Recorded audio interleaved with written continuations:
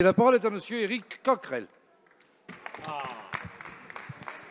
Chers collègues, nous voterons pour cette motion de rejet. Votre projet de loi est illégitime. Il est illégitime car il n'a aucun mandat électoral qui le suppose. Le président Macron avait dit qu'il ne toucherait pas à l'âge de départ à la retraite ni aux pensions. Vous faites les deux. Il est illégitime parce que vous avez la majorité des syndicats contre vous. Il est illégitime parce que vous avez la quasi-totalité de ceux qui produisent des richesses dans ce pays qui s'y opposent, donc la grande majorité du peuple.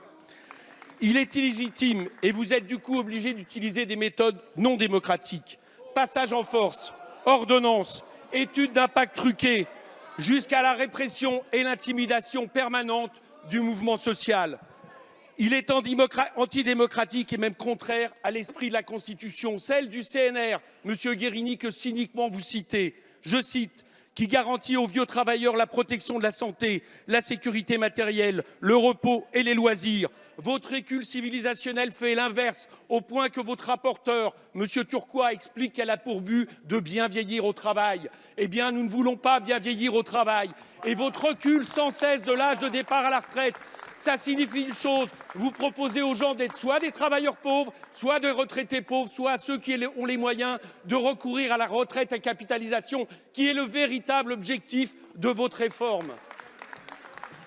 Votre réforme, elle est productiviste, parce que vous n'imaginez comme solution que le fait que chacun produise toujours plus pour s'en sortir, au moment où, au contraire, il faudrait réfléchir à nos modes de production.